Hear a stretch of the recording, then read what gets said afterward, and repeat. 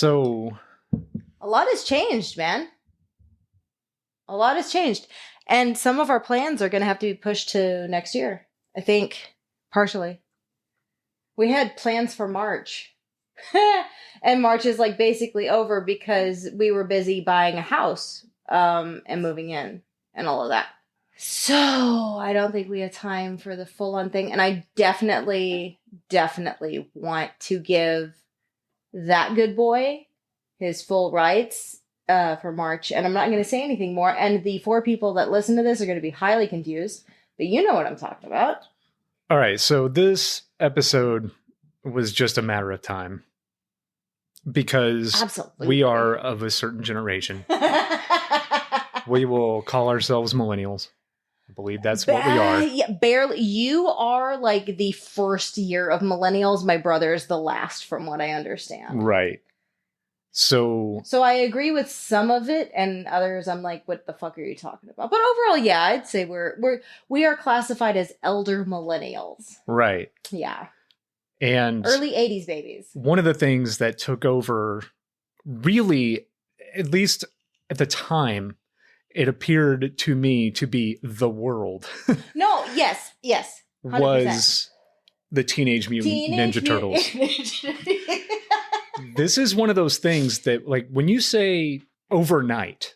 It was my life. I said that. Okay, so just for clarity, before we started recording, because it's been a few weeks since we recorded, like I said, we bought a house, we're moving in, we're in a new space. Eventually you guys were going to have video, like audio video episodes, and it's going to be amazing. And you're going to see this amazing space we're in, but we're not there yet. Bear with us while we try to get the studio set up. Dude, it's fucking epic, but work in progress. We do have plans on doing audio-visual podcasts for YouTube. I've been doing it for 2 years with my other podcast, so we know all of it, but we want to give you guys a good We show. are working on getting the studio set up so that everything looks nice. Yes. The lighting will be great. It'll look wonderful. But regardless, what I was saying is it's been a while since we recorded, so to get us hyped up, I played the cartoon opening. Because that, to me, is the quintessential childhood moment. And I told you when we were watching that was my life. Like I said, Ninja Turtles were something that just happened to us. Yes. We weren't asking for it. No, we didn't know we wanted it. I didn't know to ask. It was literally a overnight phenomenon. It was everywhere, and it was everything. Yes. Yes. To this day, I have several of my original Ninja Turtles figures. My very first experience with Ninja Turtles was probably sometime, I'm going to say 1987-ish. Mm-hmm.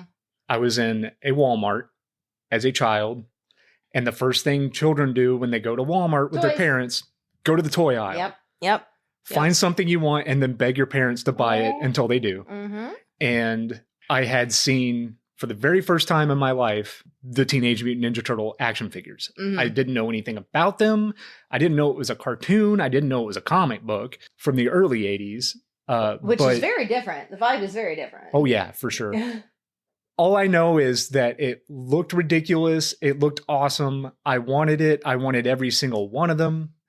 I wound up walking out of there that day with Raphael and Michelangelo. And I thought that I had come across... Ninja Turtle, but we'll get into that, I'm sure.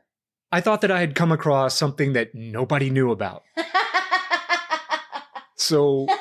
This was probably were an edgelord from like birth, like right. This happened to me most likely like on a Saturday, mid-Saturday, whatever. Yeah, whenever my mom went.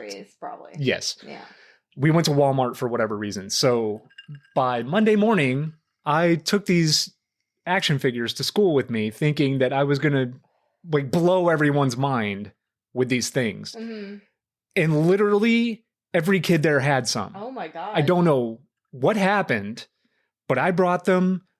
Other kids there had them on the playground. It was like some unspoken thing where these other ones from that, I found out there was a cartoon series. Oh my God. And that was it. And holy shit, like, was there ever something better? No. At that specific point in time, for that specific age demographic to happen.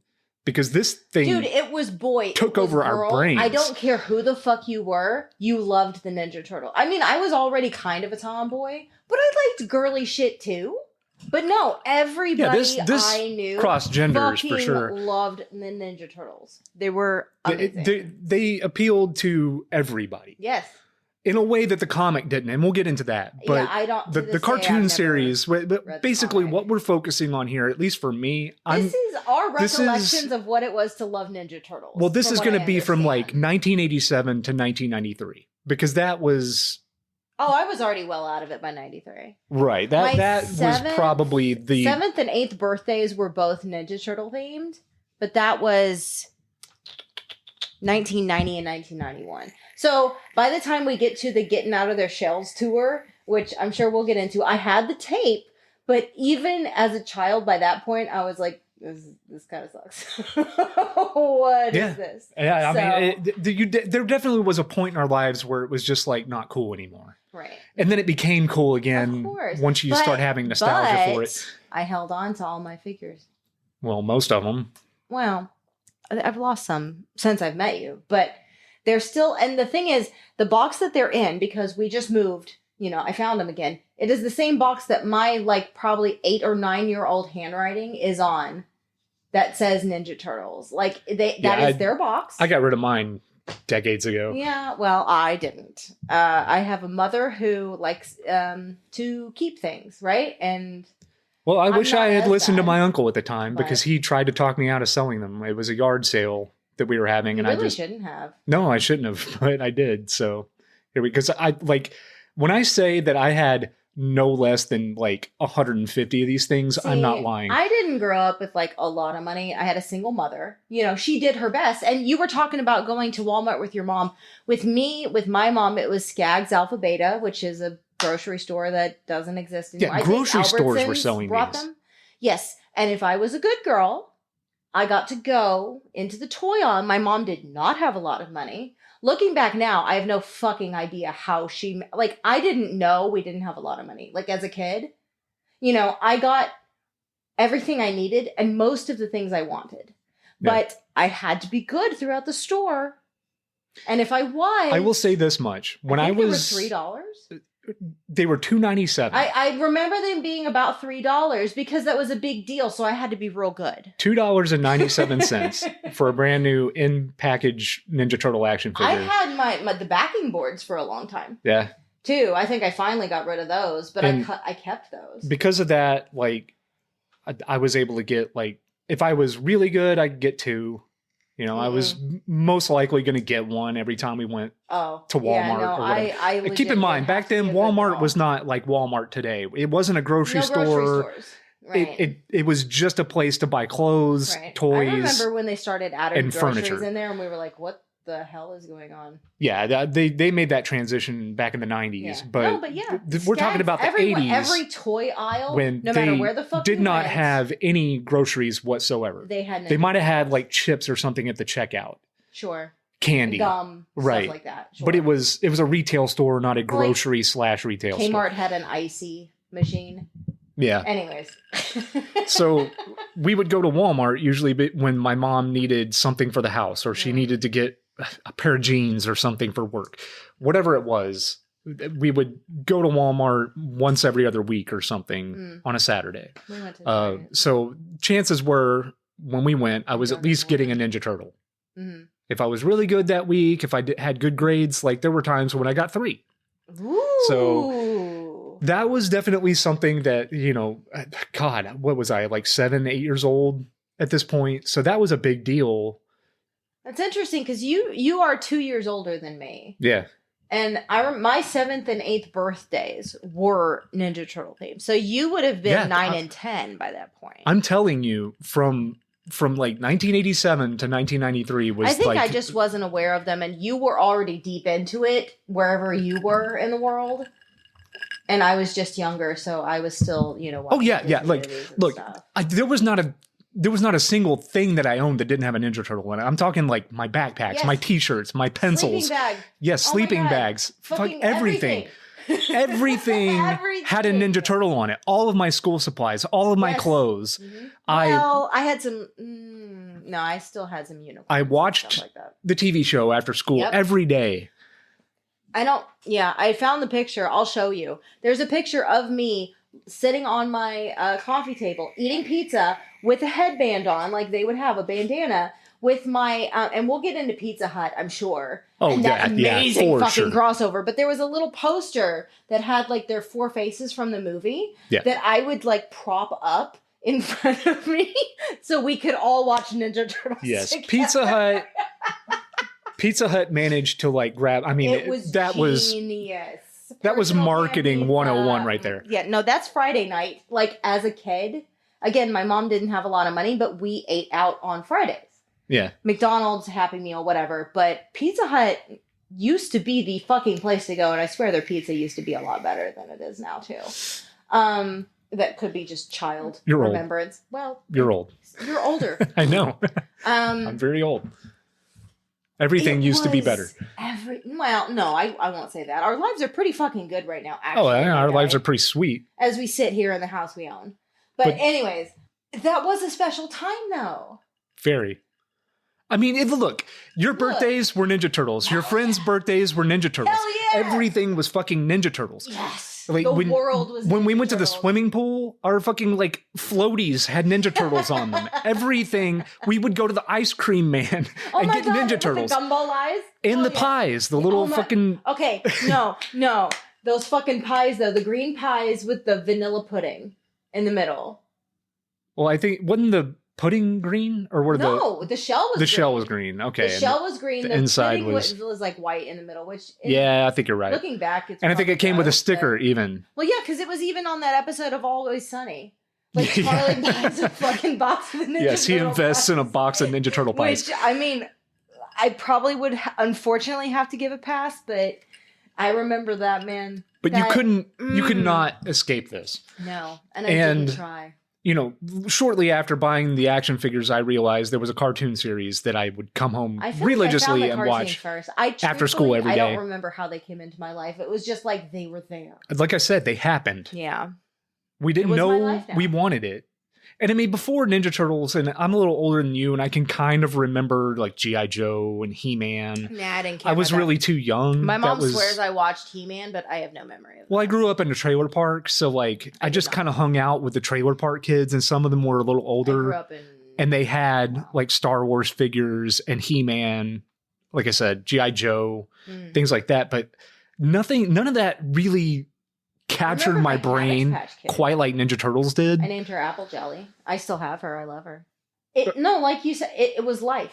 It was everything. It doesn't do it justice. Like if you weren't there at that specific point in time, you really don't understand. And if you were there, you're like, fuck yeah! I understand that there are kids 20 years younger than me now that understand what Ninja Turtles are. Well, but they don't like what they've done with it. Honestly, I haven't kept up with it, but they seem, from what you saw the movies, you even took our kid who didn't really care one way or the other, but it was a good parent-child activity. I took our daughter to go see the first like the live action whatever-y. The Michael Bay. Was it Michael Bay movies? Yeah, from like 2014 to this day, or something. I can't.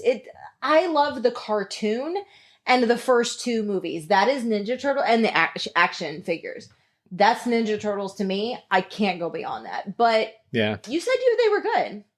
Like for what they were. The first one was fun and fine. Fun. Fun and fine. Well, you say that when you're and then it got a little too you can't up its say own ridiculous. Oh, okay. Because Ninja Turtles, just the concept is ridiculous. Okay. Can we accept that? I thought and movies like Secret of the Ooze, which was one of my favorite movies, still like childhood things. I thought that I was introducing our daughter to something that was going to be incredible for her to, and then for me to experience that as well. And it just wasn't the same. It didn't capture her like I thought it would. I didn't really care for it. Like I went and saw a movie with Dad. Like that's what that was, rather than like, whoa, it was fucking amazing. I think she liked the popcorn more than the movie. Well, valid. Popcorn at a movie theater is good. Again, it was fine. It wasn't the same experience because for our generation, not only were there action figures and the cartoons and every fucking possible merchandising opportunity out there, but in 1990, the cinema gods graced us with a Ninja Turtle movie. It was fantastic. But it was not it wasn't based on the cartoon that we knew and loved. No. It was based on the original comic. It was, and I do remember as a kid going like, particularly Raphael, like, why is he so mad? Because like in the cartoon, he kind of, you know, they say he's cool but crude. But he said, damn. Yeah. I mean, they got by with as much as they could. God. For sure. And why is he so mad? He's emo. Oh my goodness. When that movie came out, that's what they dubbed Turtle Mania. Uh-huh. That's when the phrase Turtle Mania came around, because that was like the height. That movie stands on its own as a good movie. I saw that movie 8 times at least in the theaters. I could not get enough of it. When it, you know, back then movies stayed in theaters longer, right, but it also took longer for them to hit video. Right. So when the video came out, like a year and a half later, I was going to say, I bought that. Yeah. And I mean, at daycare, we were watching it. At school, we were watching it. I was watching it at home. I have probably seen that first movie, and I rewatched it again very recently. You did? And because I walked in and I was like, motherfucker, are you watching? Right. When I say that I've seen that movie 60 times, I'm probably undershooting. I would say 60 makes sense to me. Just for the like 8 or 9 times I saw it in theaters alone, and then once it hit video, seeing it in school, daycare, and I feel like that number's. I don't know. I rewatch things. I would say 60 is a good round number for the amount of times that I've seen this film, and I still love it today. I think that movie is genuinely a good film. Movie. Yes, it's got heart. Far better than the shit they're making today. Well, I'm not getting into that. And I will say that the second movie, Secret of the Ooze, is far sillier. Yes, and there's a reason for that. But I don't want to skip over the coolest single aspect of the first movie, which is not the farm, which is fine. I like the farm. There is a lull in the middle of the film. Whatever. It's fine. No, I maintain it's a good movie. It has good pacing if you look at it from an adult's perspective. As a kid, you're like, fight, please. But no. Right. No, that fucking hangout. Oh, yeah, I would have joined the Foot Clan in a second. Absolutely. And before seeing that movie, skate park with an arcade. The concept of joining Shredder, I would have been like, fucking kill me. Where you can learn how to be a ninja and smoke. Oh, my God. Yeah. Well, it's very Pinocchio, right? When he goes to, I can't remember the name. It's not Treasure Island. I will say this. That is probably that particular warehouse of skateboarding and arcades is probably why I want a lair. I've always wanted a lair. I need a lair in my life that will complete me. And I think that's where it came from. All of it. In it. Yes. You used to skateboard. Every fucking bit of it. Yes, I was a very good skateboarder when I was younger. I know you were. Not me. But you're not wrong. That warehouse was incredible. That was what every kid wanted, even though I was in like first grade. So what the fuck would I do there? You know, but this tiny little blonde Texan girl in first grade going, ooh, you know, but you're looking at the older kids going, oh my God, that's so fucking cool. The second movie was sillier. And I think there were more. There's a reason. Would you like to know why? Sure. Would you like to know more? Parents. Oh, fuck them, man. Parents saw the first movie. It was too violent. They were swearing. It was amazing. And they gave their input. The parents were very loud and outspoken about the Ninja Turtles being a violent thing. Like, Leonardo can't use his swords. I know Michelangelo doesn't use his nunchucks. He uses like sausages. Yeah, they don't actually use their weapons in the second movie. I will say that's something I learned as an adult. As a kid, I didn't even fucking really notice or pay attention to the fact that it wasn't actually his nunchucks. I was like, haha. Well, and then the Secret of the Ooze, the second movie, when it came out, that's another one that I saw probably, God, I saw that 10 times at least. I love the shit out of that movie. I haven't seen it in a while. I don't know if it actually holds up. I easily saw that 10 times in theaters because that was at the height of... That was you were saying the first movie was the height. The second one was the height for me. Well, that was also in my life specifically. That was like, my parents were divorced, so my dad would pick me up on the weekends. And the easiest thing to go do was go see that second Ninja Turtles movie because it was it would be me and my dad and my cousin. My cousin was super into Ninja Turtles as well. He was the same age as me. When my dad would pick me up, he lived with his mother who lived right next door to my cousin and his family. So every weekend that my dad picked me up, I was spending time with my cousin. With the cousin, because he's nearby. Right. And we were playing with Ninja Turtles. The fondest memory I think that I have as a kid with Ninja Turtles was it was a weekend that my father picked me up. The first thing we did was hit Toys R Us. Hell yeah. Because he tried to do something to keep me entertained for the weekend. Distract the child. Right. So we would go to Toys R Us or Walmart or something. I would get like toys or a video game or something. That would keep me busy for the weekend. Mm-hmm. And this particular day, we went to Toys R Us and there was the Technodrome. Oh my God. I never had it. This box was the size of me at the time.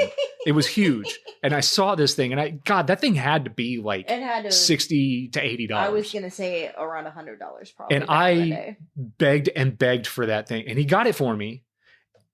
We got in the car and I'm already opening this thing and putting it together. Yeah. And we stopped at McDonald's on the way back to his house.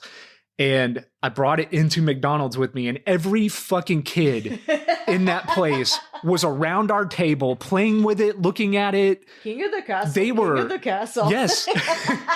I was star of the fucking show that day.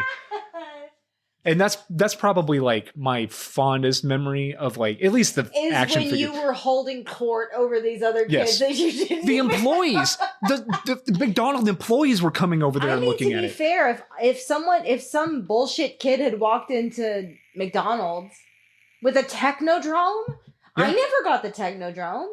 Like other parents would have loved to get it for me, and no shame to her. Other parents were like dragging their kid away from our table to leave. Of course, no, we've got shit to do. No, but you don't understand. Like that, the Technodrome had to have just come out. It had to have. It had to have been like a brand new thing. I remember the commercials for it and going, oh. Yeah. And the commercial like Dimension. And one of my good friends growing up, he had the like sewer playset thing, and they like connected together. I had the turtle van. We did that. Point. I had the blimp, and which took up a lot of space. Yeah. But yeah, these things. This was a wonderful thing for parents too, or like even relatives, because every birthday party you could just get them a Ninja Turtle. Something, and that was the genius of it. Because let's be clear, okay, from a cartoon perspective, it was created to sell toys. Okay. I think it was. The cartoon, maybe. That's what I'm talking about. At the end of the day, this was more than that. Because I've seen cash grabs. Begin with. It was created to sell toys. And toys it did sell. Right. 100%. Yeah. Yes. I have figures of Ninja Turtle characters I have no memory of in the show. But I remember looking so vividly at the back of the action figure like packages of all the other ones. And going, ooh, I wrote a letter to Santa for Yosaji Yojimbo. And who, by the way, is not even a Ninja Turtles property. Well, but I didn't know that. I knew it was an action figure I didn't have. No, it was a rabbit, and he was cool. That was a completely different comic book series. Look, when I tell you 7-year-old me worked so long and so hard to spell that to me at the time, I mean, it's one of the first Japanese names I really encountered in my white Texan life, right? And I wanted to, and I remember working so hard on that fucking letter to Santa because if I got a letter wrong, maybe he wouldn't know what I was talking about and I wouldn't get it. Right. But he did and I did. Yeah. And I still have I had that figure too. I had every time we went to the store, like I would just grab a figure I didn't have and as long as I behaved, I got whatever it. Whatever that fucking Tyrannosaurus, no, not Tyrannosaurus, I'm sorry. Triceratops guy I have. Oh, He's orange. And I know it's in my autistic ass brain that he loves candied rat heads. That's his snack. Right. What his name is, I don't remember anymore. I believe his name is Triceraton. Excellent. Triceratron? I have no idea. If I remember correctly. But he was on the back. I thought he looked cool. And then I remember going, candied rat heads. Like Splinter? Oh my God, he's a bad guy. I have to have him. Yes. And that was it. There was a figure a little later in the toy line because, the original toy line was like your 4 turtles, Splinter, I believe April. And then there was Bebop and Rocksteady, Shredder, Krang, and then a foot soldier. That was the basic figure line. They branched out from that real quick. Oh, yeah. And there was a figure that I got. His name was Mutagen Man. And he was I remember him. I had him. Coolest action figure ever fucking made. Because he was see-through plastic. Yeah. And he had liquid in him with a bunch of floating different gross shit. And it was like the coolest thing in the world. Yeah, now, when you look at them, they're all dried out. Well, yeah, unfortunately. But there was one commander or something or other. He was, I probably still have him. He's some like craggy looking motherfucker. But I remember he had imprinted on the bottom of his boot like a baby turtle. I don't remember what he was called. Yeah, I mean, he's got like a World War I like private helmet like on his head. The attention to detail on these figures was astounding. Yeah. Especially for the time, because they didn't even have to try that hard, but there was a lot of detail on these things. That's the type of shit that I'm 41 now. That is still in my head. I don't remember his name, but I remember that tiny detail. His name was like, ooh. His name was General Cragg. Thank you. Yes. Yes. Yeah. You even said he was a craggy looking motherfucker. Dude, it's been I haven't been 7 for a long time. And to be fair, we did no prep for this episode. This is just us talking about what we remember. Yes. Again, I'm in my 40s and I remember the names of these characters that I have not given a shit about in 30 years. He was amazing. He's in that drawer over there. Yes. He's awesome. Yeah, there's a bunch of figures over there. He's like a fucked up turtle. Yeah. But I don't know that anything related to the Ninja Turtles quite... I don't have a fondness in my head quite like when I bought the Technodrome and I was just like, I think that's almost your ego more than anything else. I think it has less to do with the Technodrome and more to do with not only that, but like, being like not only that, but I actually Monday when I went back to school, we had show and tell when I brought it. Dude, you thought you were the king of show and yes. tell. Absolutely. 100%. Every fucking kid in that place was just mesmerized. It was ridiculous. Well, it's not even a matter of jealousy. It's a matter of, I want to see. Right, exactly. That's how it was. And like all day long, because, you brought your thing for show and tell, and then you had to put it in your cubby, and all day long, they were just like flocking to it. With it. It was like moths to a flame. Yeah, and you're just standing back there going, yes, it is mine. No, I was standing back there going, don't you fucking touch my goddamn Technodrome. I will kill you. You have no idea how fast I will fucking kill you if you touch my goddamn... the Technodrome more than your life, random class. Oh, yeah. Yeah. Prison, fuck it. I'll go to prison over a Technodrome. I don't give a shit. Were you in like 3rd grade? Yes. Something. Second grade, first grade, something. I say that because I was in like 1st, 2nd, kind of 3rd when I was... Yeah, the Technodrome thing, obsessed. That was like maybe 2 years before I was just completely done. Well, and that's a weird thing too. Well, we'll get there, I'm sure. How it just suddenly became nah. Yeah, well. But I do need to ask because I know this answer. And it's the wrong answer. But I need to ask because we're being recorded. Okay. Husband. Raphael. Love of my life. It's Raphael. It's Donatello. No, the best Ninja Turtle. Ninja Turtle is Raphael. By a long shot. Who is, by the way, the leader of the Ninja Turtles. That's fine. I don't care who's the leader. I care about who's the best one. Raphael. And it's Donatello. No. I cannot tell you how many situations in which it wouldn't have worked out if his smart ass wasn't right there. I can't tell you how many situations they've been in that wouldn't have worked out if Raphael hadn't kicked everyone's ass. Yeah, Raphael is fucking busy being in a trench coat going, damn. Look, there's a reason why that first movie focused so heavily on him. Like, we can agree at least. It was strange to me. We can agree at least that when it came to everyone's favorite, it was one of two. Raphael or Michelangelo. And yes, and I understand. No one says Donatello. This is my own personal thing.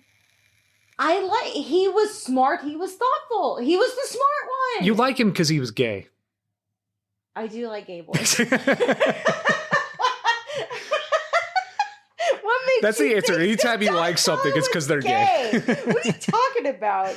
But in all honesty, I mean... I'm really curious about why you think Donatello was gay. Because you like him. I like you. Very... Nah. What? Yeah, I don't know. You tolerate me. I would not put up with a fraction of your shit if you were the love of my life. But okay, sure. Anywho. Yeah, I think we should move on. Donatello is not gay. He could totally pull. It's fine. He's androgynous. Well, they all are. They don't have bits. No. But Raphael is definitely into chicks. For sure. Yeah, but I wouldn't put up with his shit. Well. No. Mm-mm. No. Anyways, this is weird. I'm not doing this anymore. It's just growing up. Donatello, but mine is, so I don't. Growing up, the two that I heard were always Raphael or Michelangelo. Yes, absolutely, I did and too. I can understand that. I liked Michelangelo for a while. Well, they're more out there. Raphael's the more edgy guy, and Michelangelo's the doofy, fun guy, right? And then Leonardo is kind of useless. Leonardo is, and Donatello is smart and quiet and reserved and the best boy. Leonardo, you want there for life advice. Donatello, you want there to help you with your homework. Michelangelo, you want to hang out with, have fun, play video games, and eat pizza. And then send him home. And Raphael is somebody you look up to as a male to be. Well, I'm not trying to be male. I almost felt, and this feels bad because I'm not here to talk shit on any of them. I love them all. Leonardo, I feel like, is the leader because he has no other place to be. Here's the thing. No. You're right. No, I'm not saying he should be the leader. I'm saying you're correct. We are both holding our hands out to each other. You are correct that he's the leader because, okay, this is a group. He has no other place to be. This is a group of ninjas. Sure. Raphael is the true leader of the group. Mm-hmm. The reason why Leonardo gets to take the leader spot. The leader spot. Leonardo leads, Donatello is because they are ninjas. So it's a secrecy thing? Well, yes. If you are going to take out a group of ninjas, you want to take out the leader, right? No. You never gave away who the leader was. You always had a doppelganger or somebody that was the scapegoat. Sure. Well, you could say like Shredder and Krang, although they kind of worked together. They were kind of allies more than Shredder working for Krang. It was kind of confused in the cartoon because I think that was a relationship. Oh my goodness! When you look at it in that light, it makes a lot of sense. With Krang, or is that why Krang had an android body? Because really, he had no reason to have. They fought like a couple. They lived together. Nobody would put up with their shit if they weren't together. I think I think Shredder and Krang were a couple. What are your thoughts on Splinter? Because I always loved him. I think Splinter was the father figure for children. The sensei. You know what I mean? Like, yes, I will say, I do believe that Ninja Turtles, being what they were at such a formative age for me, later led to my automatic understanding and love for anime and manga and stuff, because that really was the concept of the sensei, the Japanese influences in this very Americanized cartoon. Right. Once I grew up and I grew a little more, there's aspects to that are Japanese that I do think probably laid the groundwork, because I'm a huge anime nerd now.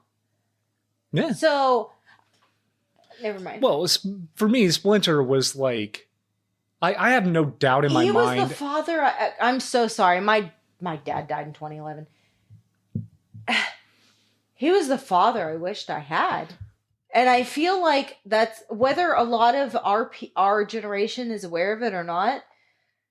I know you've talked really well about your time with your father on this episode, but genuinely, he was what you wanted as a mentor, as a father figure that a lot of us, for better or worse, man, the millennials didn't fucking have. I don't have a doubt in my mind that Splinter, especially at a very young age, is one of the reasons why I believe the things I believe. I live my life the way that I live it. And I'm not even joking. No, I know. I'm being very genuine right now. Like that really did something to a child's brain, that like the advice he was giving. Well, and look at the first his movie, calm demeanor, which he was done by Jim Henson's workshop. They all were. Right. Which again, our shared love for Jim Henson is well known on this podcast. Oh yeah. When he allowed himself to remain in chains, no, I'm not going into the whole thing. Because it wasn't about getting out of the situation. It was about teaching those around him a lesson. Yes. He may have been chained, but the best way to get through to somebody is to appear as to be the victim, giving solid, sound, rational advice. And yes, I maintain he got through to Shredder too. And that's what pissed Shredder off so far. I'm not getting into it. But that's when Shredder went and talked to him, that's why he got so fucking mad in that movie. Because Splinter's spitting mad truth, and aside from Splinter's own safety, the way that I took this as a kid and as an adult especially, that part of the movie is Splinter getting kidnapped. First of all, dude, he allowed that shit to happen. Ain't no fucking way. First of all, yes, he probably could have held his own. But he took it as an opportunity to get inside where they were and speak to those around him. I think he was trying to reach Danny, who in the movie is the kid, whatever. Those people from the Foot Clan, because Danny comes to him and is nice to him. Sam Rockwell. But, well, he doesn't play Danny, but he is there. No, yes, Sam Rockwell is in that. But more movie. than that, fucking Raphael. Because he has been the problem child struggling through this whole fucking thing. And it is really interesting to go back and watch this movie that I fucking consumed voraciously as a child without a second thought, and seeing the nuance as an adult and as a parent now. The thing with the... Oh, I see you movie. The thing with the 1990 live action Ninja Turtles movie. So the reason that this worked on this weird global scale, well, just a level of it transcends child's movie, because adults love this film, and there's a reason. I think a lot of it has to do with Jim Henson being involved. The writing on this thing was incredible. They didn't have that. I mean, they didn't have to be that fucking good. They didn't have to do a movie this well. That just pisses me off with shit that comes out now, because that was 25 years ago now. Guys, this is how you fucking do it. 25? Okay, 35. I'm old. Shut the fuck up. Yeah. Your eyebrows, 35 years ago, this movie came out, and it had that thing where, even in the 80s, it did that thing that kids' movies did, where it didn't talk down to the audience. Yes. It treated the audience as if they were adults, even though they knew that the audience for this movie was kids. Okay. As an 80s kid, did I see some shit that I had absolutely no right seeing? Yes. Atreyu. Shut up. Well, it was... Yeah. I'm sad. Did some of the shit I watch actually really affect me? Haha, Watership Down. Rufio. Okay, fuck you. Don't bring Rufio into that. I loved him. People our age just say Atreyu and Rufio. No. They'll know exactly what you're talking about. Beautiful boys are so sad boys, and people wonder why I'm an emo. No. But I do think that there is a level of maturity and darkness that we tend to shield from children now that is doing them a disservice. I think it maybe went a little too far in the 80s, because like I said, to this day... I disagree 100%. No, to this day, I have some unresolved issues with shit I saw too young. But I think it's the pendulum. I think they went too far the fucking other I know what way. you're talking about. You're talking about Watership Down, and that was not for kids. But I saw it as a kid. I watched it a lot as a kid. That's somebody else's problem. Well, it's my problem. That wasn't for kids. Because Any more than Fritz the Cat was for kids. Well, I didn't see that. But, and also to be fair, things like heavy metal, I think I saw when I was 8. Oh yeah, I saw that way too young. But in case my mother listens to this, which she won't, even though she was on an episode, you should go check that out. It's our fucking David Lynch episode. It was amazing. What the fuck? The numbers on that are terrible. Yeah, explain to me why our David Lynch episode bombed and our fucking Lost Boys episode is like the most popular thing in the world. Because people like Kiefer Sutherland. I guess. I don't understand that. Please let us know. Like, comment, and subscribe.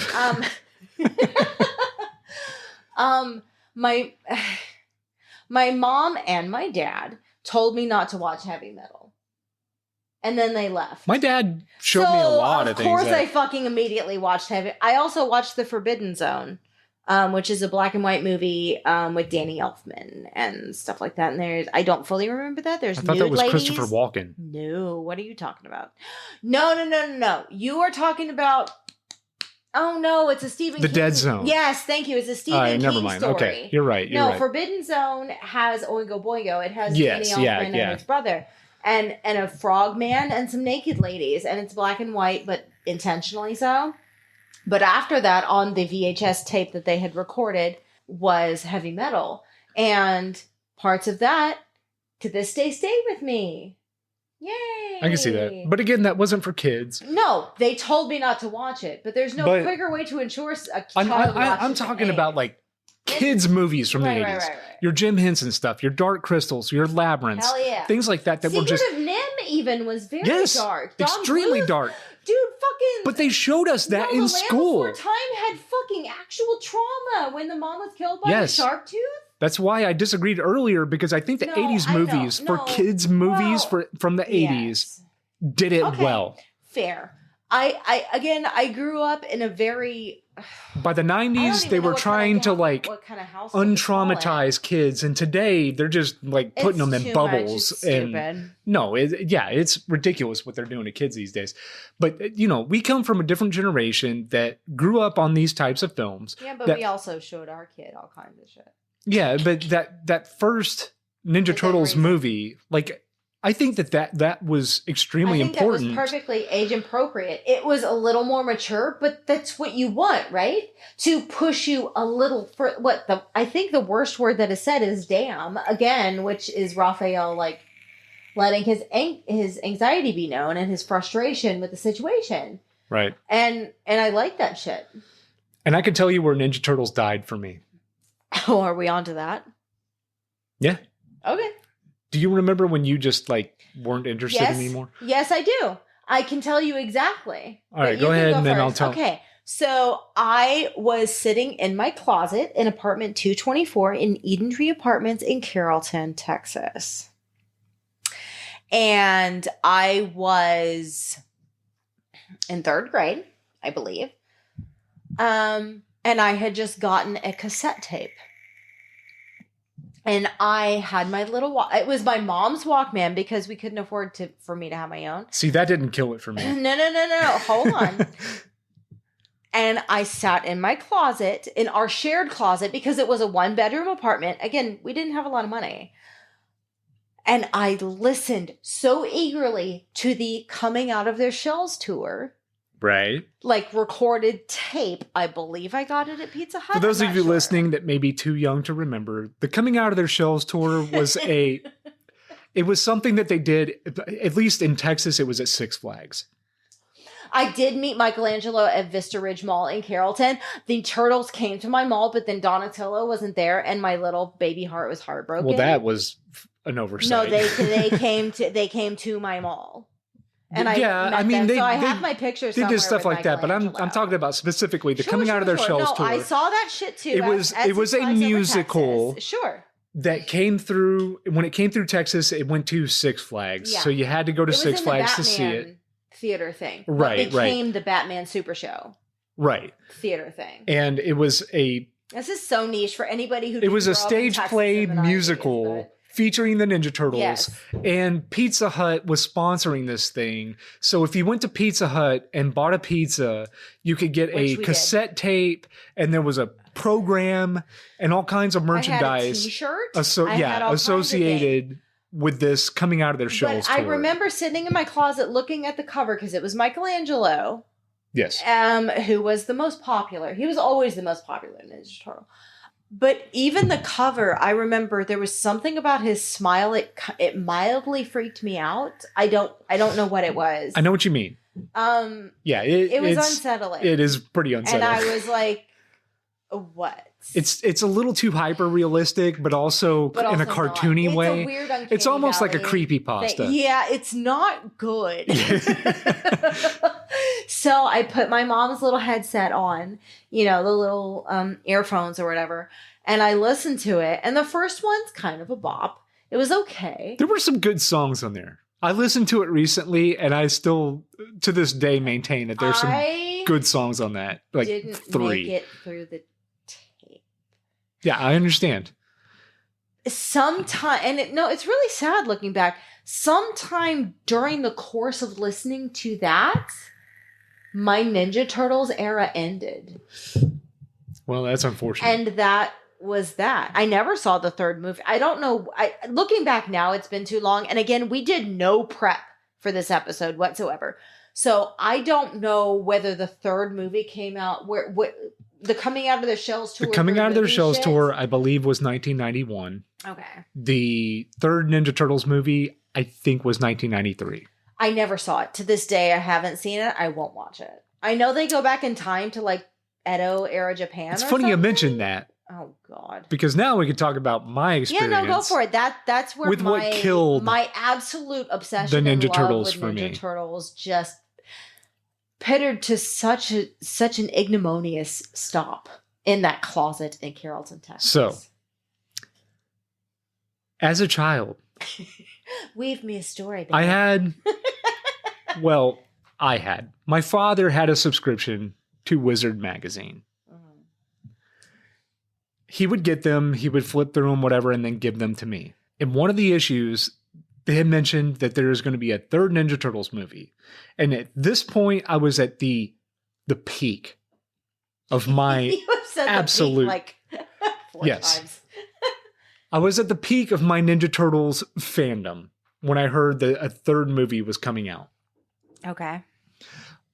I could not have been more hyped for this. Really? Oh, yeah. Did you see it in theater? I did. One time. Oh, no, babe. The third Ninja Turtles movie killed Ninja Turtles for me. I fucking hated that goddamn movie as a kid. I hate it today. I understand the problems with it. I don't understand why they fucking went with that plot. Other than they go back in time or something. You rolled your eyes so hard just now. It is really fucking stupid. It is the dumbest fucking movie I've ever seen in my life. As a child, with 93, I think I was 11. And I could not have been more hyped for this movie. I was sitting in theaters within 20 minutes, bored out of my skull. I hated the experience I was having. My father took me to see it, and I remember whispering to him, "Can we go?" Can we go? Oh, no. And we left. And to this day, the only movie I've walked out on is Wild Wild West.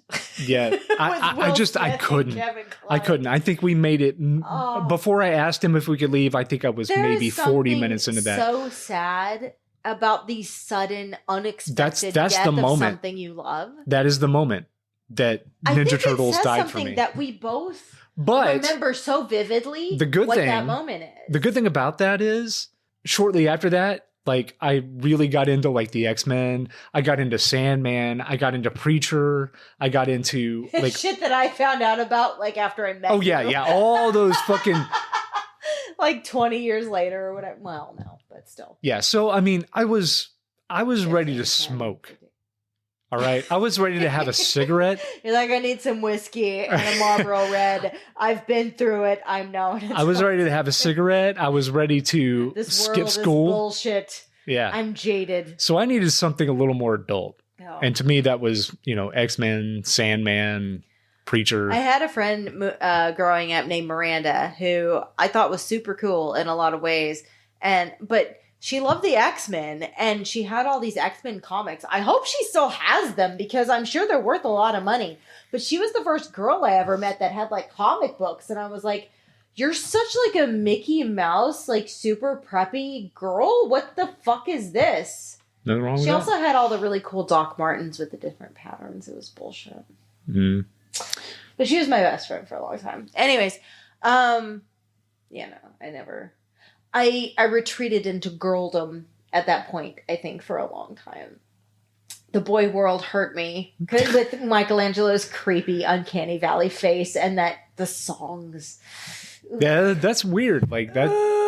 You think that would have killed it for me, the songs alone. But a lot of my love died in that closet. And it was really unfortunate. And it is so... I think we remember that, our moments, our separate moments, because it is such a... It's such a transitory moment. It's the one thing, when I think of my childhood dying. And obviously my childhood continued. I'm not that emo. But that is it's a weird thing to go, oh, I don't like this anymore. Yeah. Letting go of it I don't like that. Was strange. It felt weird. Yeah. But at the same time, when you talk about like 87 and 93, to me, that was my childhood. Throughout the 90s, I was still a kid, but I wasn't a child. Right. So like when I think of childhood memories, it always is linked to Ninja Turtles because that was like the stint 100%. Of my childhood. Dude, my 7th birthday to this day is the best birthday I will ever have. And my mom made me a Michelangelo cake, and his little belt was made out of a Lorna Doone shortbread, and she piped like a little M on it because she didn't know that I liked Donatello best, but I didn't want to tell her many parents that I liked Donatello best. Homemade Ninja Turtle cakes. Dude, no, but my mom is legit an artist, and it was fucking amazing. She hand drew because she didn't have a lot of money, but she had talent. She drew my fucking invitations with Michelangelo, again, because she didn't know that Donatello was my favorite. It's okay. I would never say anything. And he was on the phone, and it said calling all turtle fans. And like you'd open it, and all the details like were there. You still have one of those somewhere. I do. I will forever have one because that means the world to me. She did not have a lot of money, but she did everything she could to make sure I had a wonderful childhood. Yeah. Even if she got it slightly wrong with like naming the wrong Ninja Turtle, I would never, even as a kid, I was like, the amount of effort that my mother went through to make sure that I came home. Like if I did good on my report card, I came home, there was some kind of Ninja Turtle something waiting for me. I really think there's something there. I think that's probably the case for a lot of our listeners who are around the same age. If you had good parents, even if they didn't have a lot of money, because money doesn't really play into it too much. If they cared, they found a way. And I do think that part of my love for Ninja Turtles, looking back, because obviously, spoilers, my mom was Santa. She went out and she found Usagi Yojimbo. Which then later on when I found out Usagi is the Japanese word for rabbit, there's a lot, and he's a rabbit. It laid the groundwork for a lot of the various kinds of entertainment and content I enjoy to this day. All boils back to Ninja Turtles. It introduced me to like the Eastern way of thinking, the whole the romanticism of Japan. Yeah.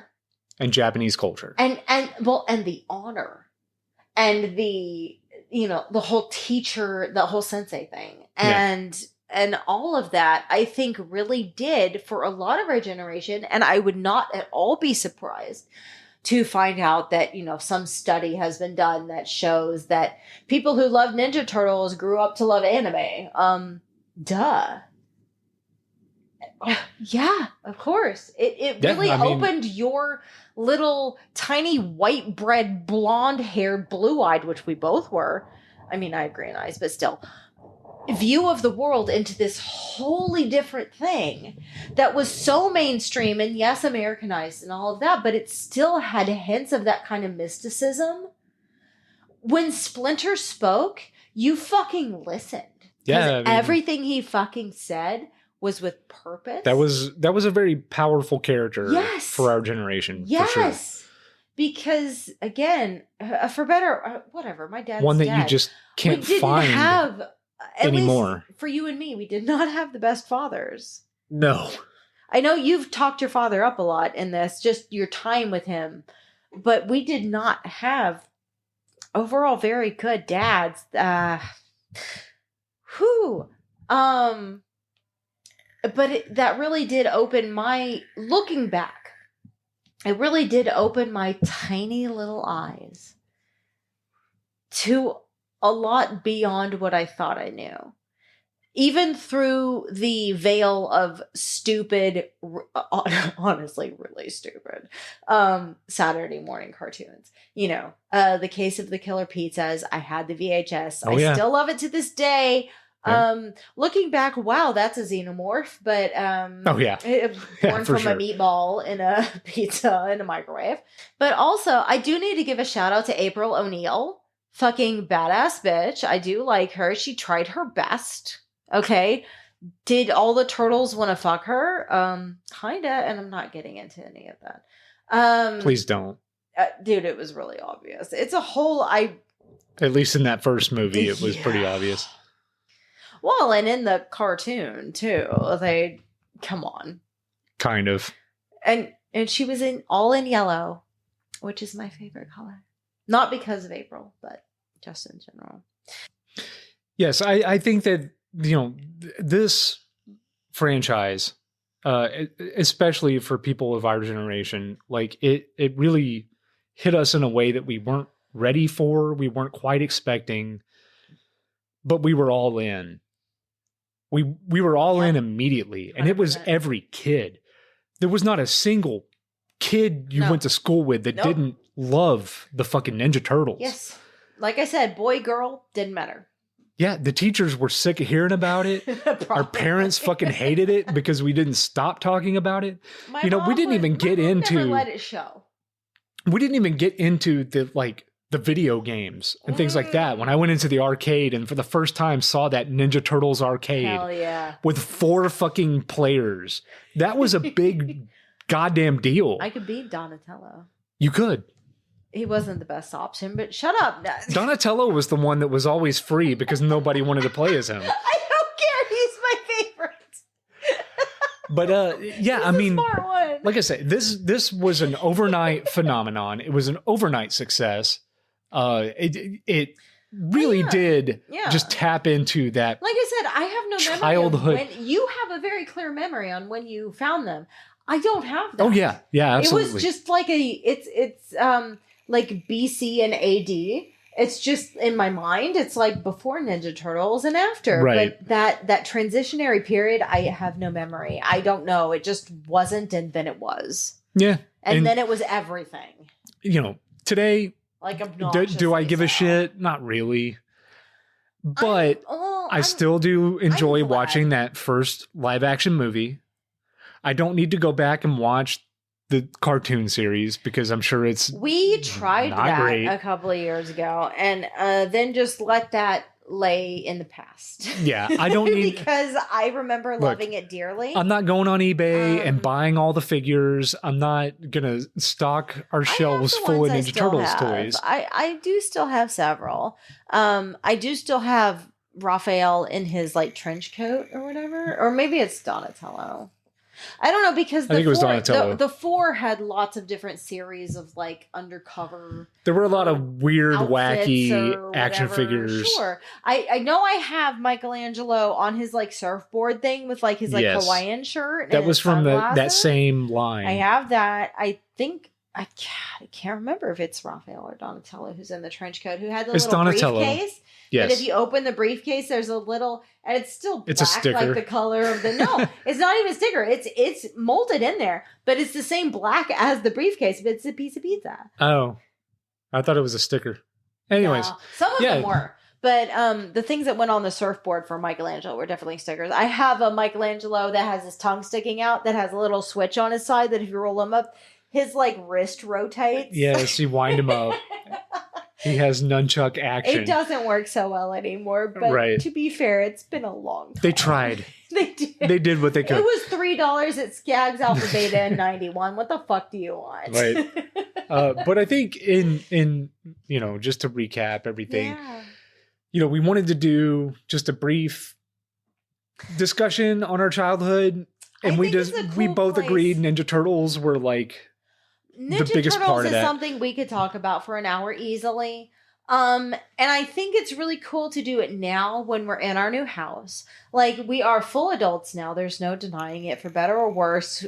Like, we're homeowners. And to go back and look at where we were and this shared insanity that kind of infected not just us, but our entire generation.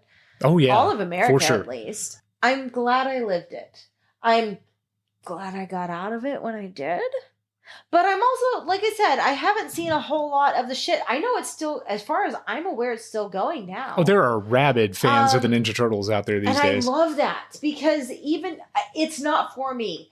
I will never watch it because, again, like you said, for me, late 80s, early 90s, that's where that lives. It's precious to me. I don't want to give it anything that makes me go, ugh. Nah. Right? Yeah.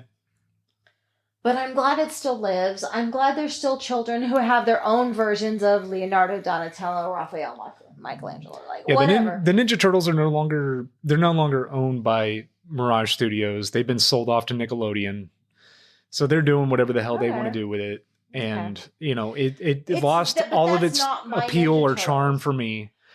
But if younger generations get something out of it, so be it. Awesome. Because it meant a lot to me in the time. And I can fully admit that the cartoon undoubtedly is awful. I think that, just to sum this all up, like I said, it was an overnight phenomenon. It captured a part of our childhood that, in a way that only Ninja Turtles could. It came at the exact right moment. Yep. It left at the exact right moment. I wouldn't say it overstayed its welcome, because it was there for my entire childhood, and I transformed into something else. Yeah, and so I had kind of went dormant for a while, but then reinvented and I don't regret loving the Ninja Turtles. I don't regret any of the time I spent watching playing with the figures. Yeah, it was the big, there were two things from our childhood that you can just sum up as our generation, and that is Ninja Turtles and Nintendo. I throw Sesame Street in there, but yeah, sure. Yeah, it all kind of goes hand in hand. It's just this perfect from Sesame Street, the Japanese influence. So of course I'm an anime nerd. I think that Ninja Turtles just captured our childhood in a way that nothing else of the time really could have. I really feel like it couldn't have happened at any other time and hit like it did. Yeah. And yeah, like I said, I'm glad. As silly as it is, I'm really glad it was a part of my very formative years, because I do feel like it influenced me, even if my love of Japanese style anything went dormant for quite a while. Yeah. It resurged. Oh. Hello, One Piece. Again, when it comes to my childhood, I mean, I literally lived Ninja Turtles. I slept on Ninja Turtle sheets. Yep. I brushed my teeth with Ninja Turtle toothpaste and toothbrush. I had Ninja Turtle cereal. I ate pizza religiously. Every fucking chance I got, I was eating pizza. I wore Ninja Turtles. I had Ninja Turtle costumes for Halloween. I remember it though. I had a Ninja Turtle themed water gun to go and shoot people with water. Everything that I could possibly have that had a Ninja Turtle branding on it, I had. My shoes even. There was times when I would go to school. A lot of money off of our parents. Yes, absolutely. There were entire days I went to school wearing Ninja Turtle shoes, Ninja Turtle socks, a Ninja Turtle pair of shorts, a Ninja Turtle t-shirt, a Ninja Turtle hat, probably a watch. You wore a lot of hat. Yes, all of that. Well, I don't think I went that far, but I underwear. Do remember. My underwear had Ninja Turtles on it. Every fucking square inch of my body that I could cover in Ninja Turtles, I did. It was a really great time. Yeah, yes, it was. Which is why I don't care to revisit it because it probably wouldn't actually hold up, but it's pure in my heart. So thank you, Ninja Turtles. Yeah, thanks. Thanks, Kevin Eastman and Peter Laird, for seriously, creating something I had so... the wiki pulled up. We never got around who to... cares? Teenage Mutant Ninja Turtles is a media franchise created by the comic book artists Kevin Eastman and Peter Laird.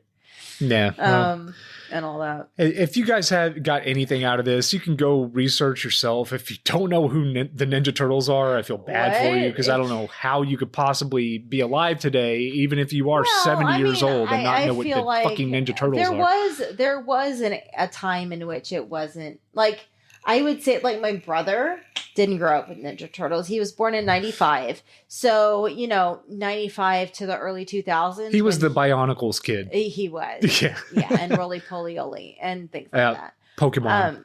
Pokemon. Yes.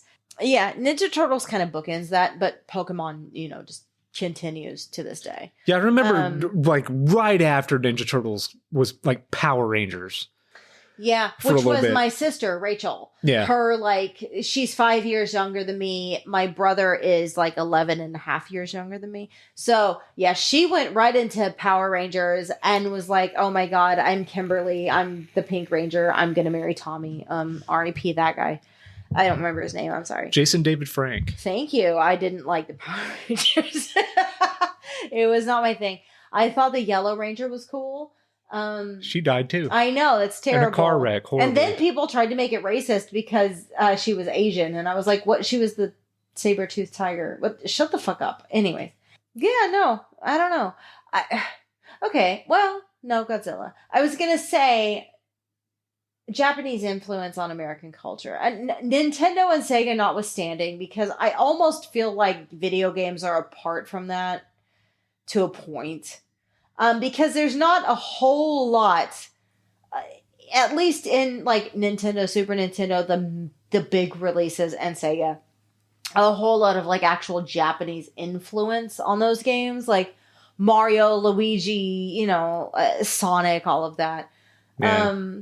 But then I remember Godzilla, and I was like, well, never mind, because Ninja Turtles, at least for me, was my first big Japanese influence thing.